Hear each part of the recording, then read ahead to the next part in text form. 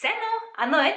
Энэ удаагийн арьсан арчлалын видеогоор арьс цайруулах үйлчилгээтэй идэвхтэй орц тэр дундаа арбутийн тухай ярилцъя гэж бодлоо. Тэгэхээр би өөрөө арьс арчилгааны мэрэгчлэн биш, тийм толгойч биш, зөвхөн өөрийнхөө онлайнаар хийсэн судалгаан дээр үндэслэн зарим мэдээллүүдийг та нарт энэ видеогоор дамжуулан өгж байгаа шүүгүүдийг анхаарал таваарай.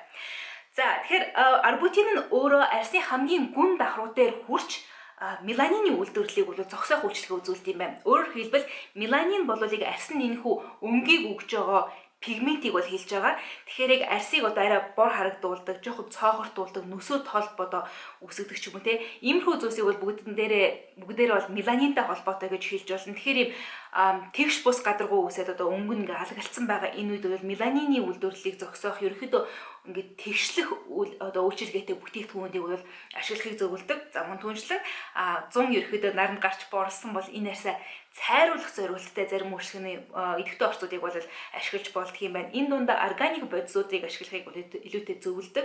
Тэгэхээр би арьсаа цайруулах гэж хэлж байгааг нэлээд анхаараарай. Цагааруулах биш шүү. Арьсыг цайруулах. Өөрөөр хэлбэл арьсны өмгийг сэргээж одоо алгагдсан байгаа юм нөсөө толбыг бол бүдгөрүүлж арьсыг нэгэн жигд өнгөтэй, нэгэн жигд одоо тийм тоонтой болгоход зориулагдсан юм органик арьсанд ашиглахад аюулгүй юм орцууд бол байдаг юм бэлээ. Эдгээрийн нэг нь бол арбутин байсан.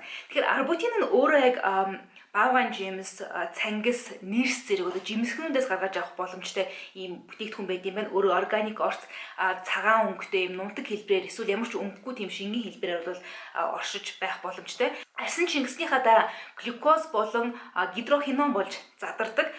Синтетик гидрохиноныг бол арьс арчилгааны бүтээгдэхүүнүүд бас яхаггүй арьсыг цайруулах зорилгоор бол ашигладаг. Гэхдээ хүл хүнд эмэгтэйчүүдэд бол гидрохиноныг ашиглахыг зөвлөдөггүй юм байна. Яг ямар үр дүн, ямар нөлөө үзүүлдэг вэ гэдгийг нь бол яг ийм эмпирик судалгаа хийж батлаагүй байгаа. Гэхдээ ямар ч эмчнэр бол зөвлөдөггүй. Гэхдээ арбутин нь өөрөө бол синтетик гидрохинон биш, өөрөө яг органик бодисуугаад байгаа учраас ямар ч насны ямар ч одоо эмэгтэйчүүдэд ч гэсэндээ ашиглах боломжтой гэж одоо мэрэгжлийн компаниуд, мэрэгжлийн одоо юм арьс арчилгааны компаниуд бол зөвлөдөг юм бэлээ. Тийм учраас арбутин надад айгүй сонирхолтой санагдсан. Тэгэхээр арбутин идэвхтэй орцынхаа жагсаалтад дээгүүр жагсдаг ямар арьс арчилгааны бүтээгдэхүүнүүд байна вэ гэдгийг хайж үзэхэд надад хоёр энэ сонголт гарч ирсэн. Эхнийх нь The Ordinary-гийн Alpha Arbutin гэдэг бүтээгдэхүүн, харин нөгөөх нь Hada Labo-гийн Arbutin Set. Тэгэхээр та нарт арбутинтай бүтээгдэхүүнийг олж авах хүртээмжтэй байдлын илүү хялбар байх болов уу гэж үзээд энэхүү видеогоор Hada Labo-тай хамтран тэдний арбутинтай сетийг би туршиж үзсэн юм. Hada Labo-гийн арбутинтай сет буюу Shiro June-ын дотроо үндсэн 4 бүтээгдэхүүнтэй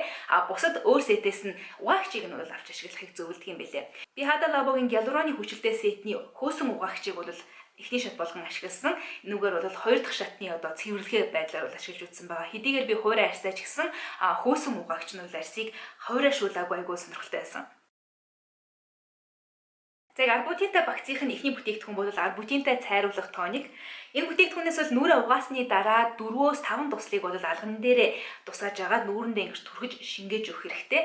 Ингэхдээ илэх хэрэггүй. Зүгээр ингээ арьсныхаа гүн рүү тоникийн бүрэн шингээх зорилготойгоор ашиглаарай. Хүзүүгээ ч гэсэндээ мартаж болохгүй. Хүзүү ерөөхдөө цайруулъя гэж бодож байгаа арьсныхаа бүх хэсэгтээ бол ашиглахад хангалттай шүү. Нэг удаа 4-5 тусал хангалттай. Хэрвээ ихтүүлэх юм бол арьс чинь юм наадамхаа болоод ирж илээ. Тэгээ өглөө оройдоо 2 удаа тоник бол хэрэглэж болно.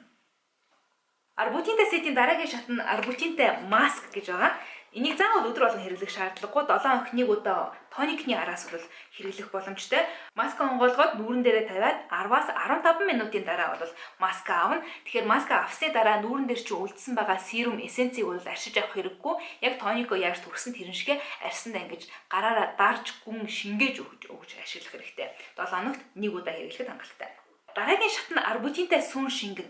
Энэ шатныг арьсанд яг тэжээл өгөх суурийг бол бэлдэж өгсөн гэж надад санагдсан.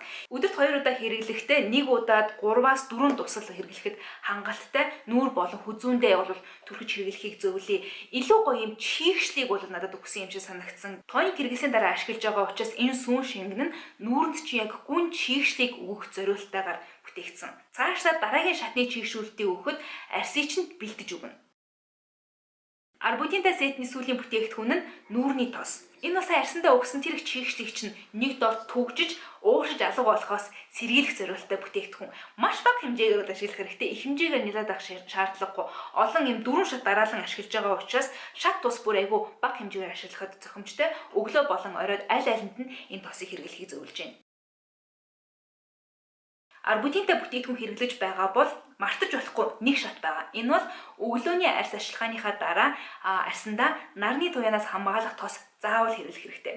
Ялангуяа арьсыг чинь борлуулах нөлөөтэй байдаг UVB хэд ягаан туяанаас хамгаалах бүтээгдэхүүнийг заавал хэрэглэх хэрэгтэй. Ингэж байж арьсны гүнд үйлдвэрлэгдэж байгаа меланины чинь зогсоож байгаа альфа арбутины үр дүн улам бүр сайжруулна. Дээрээс нь цаашаа дахин арьс чинь борлогон хөгшөрхөөс урьдчилан сэргийлэх юм байна. Хадал лабогийн арбутинтай сетийг ашиглаж үзээд надад маш их таалагдсан. Ялангуяа ингээд зуны төгсгөл рүү гадаа юм халуун байгаа үед бол энэ хүнд биш юм гоё чийгшил ихтэй, гиалуроны хүчил бас ихтэй юм бүтээгдэхүүн хэрэглэх айгүй гоё яасан гэж хэлж болно. Ялангуяа хадал лабогийн өөрсдийнх нь нөгөө гиалуроны хүчилтэй сет байдаг. Тэрнтэй айгүй төстэй мөртлөөсөө арьсыг нь ингэж сайруулж өгөх арбутиныг бол нэмээд өгсөн байгаа учраас юм давхар үүрэгтэй болж өгсөн санагдсан. Хэдийгээр арьс ашиглахны бүтээгдэхүүнүүдийн үр дүнг бол харахын тулд хамгийн багадаа 1 сар бол хэрэглэж үзэх шаардлагатай гэж би боддог. Гэхдээ би хадал лабогийн бүтээгдэхүүнийг яг 7 хоног ашиглаж үзээд яаралтай та нарт бол арьсаа цайруулах бүтээгдэхүүн олох хэрэгтэй байгаа байх гэж бодоод энэ видеог жоохон яаруулчлаа. Гэхдээ 5 хоног ашиглаад үзээд харахад миний арьсны ингэ нөгөө нөсөөжилт бол огцон багассан. Яг юм жид болж өгсөн нь шууд анзаарагдаж эхэлж илээ. Сэв хүнсэндээ нэлээд бүдгэрч ирснийг харж болно. Арьс илүү толгоор юм гүлгэр болж ирсэн санагдсан. Тэгэхээр 5 хоног ашиглаад үзэхэд юм байгаа юм чинь 1 сар ашиглаад үзэхэд бол айгүй сайн үр дүнд хүрнэ хаа гэж би бодож байна. Тэгэхээр намар болоод арьсаа цайруулъя гэж бодож байгаа бол арьс ашиглахааныхаа бүтээгдэхүүнүүдэнд арбутинтай бүтээгдэхүүнийг нэмж туршиж үзхийг зөвлөж байна. Хэрэв энэ видео таалагдсан бол лайк дараарай. Өөр асууж тодорхойлох зүйл байх юм бол комментоор доор үлдэхийг хүсье.